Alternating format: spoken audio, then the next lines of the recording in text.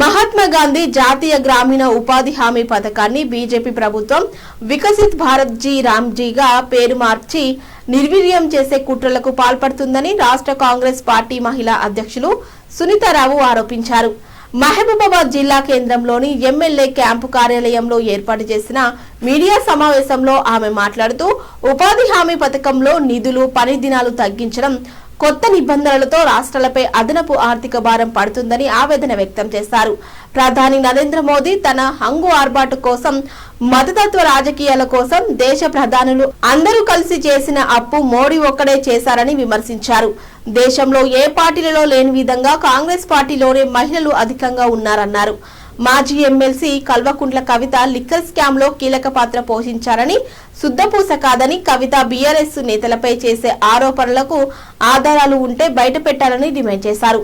ఈ మీడియా సమావేశంలో జిల్లా కాంగ్రెస్ పార్టీ మహిళా ప్రతినిధులు పాల్గొన్నారు.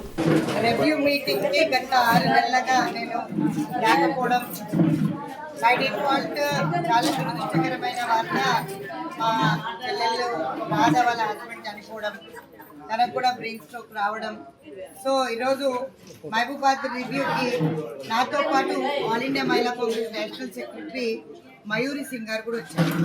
ఎక్కడెక్కడైతే వీక్ ఉన్నాయో మా కమిటీస్ అవన్నీ ప్రక్షాళన చేస్తూ, అదేవిధంగా మహాత్మా గాంధీ పేరు చేంజ్ చేసి గ్రామీణ ఉపాధి హామీ ఈ చట్టాన్ని ఏదైతే మార్చాలని అనుకుంటున్నారో దానికి సంబంధించి మన్రేగా మార్చి బీబీ గ్రామ్జీ అనేది చేస్తామని అంతా కూడా ఉపాధి కూలీలతో కలిసి మాట్లాడడం జరిగింది.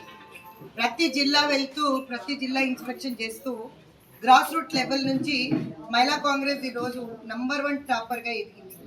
నేషనల్ టాపర్గా ఈరోజు నాకు అవార్డు ఇవ్వడం జరిగింది రాహుల్ గాంధీ గారు.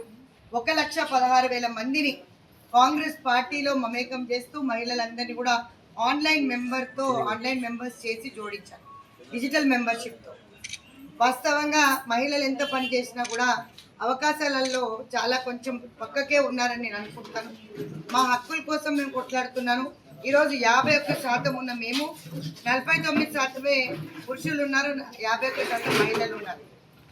మేము ఒకటే అడుగుతాం, ఈరోజు మేము ఇంత పని చేస్తున్నాం, మగవాళ్ళకి సరి సమానంగా రాహుల్ గాంధీ గారు అన్నట్టు సమానత్వ న్యాయం ఏదైతే ఉందో అది జరగట్లేదు అనిపించింది. అదే కాకుండా మహిళలందరినీ కూడా రాజకీయ పరంగా కానీ, సామాజిక పరంగా కానీ, ఆర్థిక పరంగా కానీ వాళ్ళందరికీ కూడా ఏ విధంగా అయితే మేము ముందుకు తీసుకెళ్లాలనుకుంటున్నామో వాళ్ళందరినీ అదేవిధంగా గైడ్ లైన్స్ రూపొందిస్తూ 4 సంవత్సరాల నుంచి 100% టాప్లో ఉంది మహిళా కాంగ్రెస్. అదేవిధంగా ఇక్కడ ఎస్సీ జనరల్ అయింది, మున్సిపల్ ఎలక్షన్ కూడా ఎస్టీ జనరల్ అయింది కాబట్టి మా చెల్లె రాధమ్మ కూడా ఛాన్స్ ఇవ్వని చెప్పి ఎమ్మెల్యే గారిని కోరడం జరిగింది. అదేవిధంగా డిసిసి అధ్యక్షుడు వాళ్ళ భార్య గారికే వచ్చింది కాబట్టి చాలా సంతోషం. వారికి కూడా చెప్పడం జరిగింది. ఒక అవకాశం మహిళా కాంగ్రెస్కి ఇవ్వాలని మేము చెప్తూనే వస్తున్నాం. గతంలో కూడా చెప్పాం. నామినేటెడ్ పోస్టులనే కానీ అన్ని పదవులలో కానీ మాకు మగవాళ్ళకి సరి సమానంగా ఇవ్వమని అడుగుతున్నాం. 10 ఏళ్ళగా ప్రభుత్వం లేనప్పుడు చాలా పనిచేస్తాం, చాలా కేసులు పెట్టారు.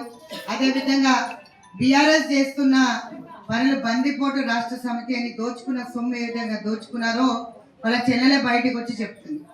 నిస్సంకోచంగా అవన్నీ కూడా ప్రభుత్వం సంక్షేమ పథకాలు ప్రవేశించి అప్పుల కుప్పగా మార్చి ఇచ్చిపోయినా కూడా కేసీఆర్ ఈరోజు రేవంత్ రెడ్డి అన్న చాలా పనిచేస్తూ, ముఖ్యమంత్రి రేవంత్ రెడ్డి గారు అదేవిధంగా మంత్రివర్గం మొత్తం కూడా ఈరోజు అన్ని హామీలు నెరవేర్చాలనే కోరికతో మీరు చూస్తున్నారు. దావూస్ పర్యటన కూడా చేస్తున్నారు, జాబ్స్ తీసుకొస్తున్నారు. జాబ్ కార్డ్స్ తో పాటు మహిళలకే పెద్దపీట వేస్తూ సోనియా గాంధీ గారు తీసుకున్న నిర్ణయం చాలా పెద్దది.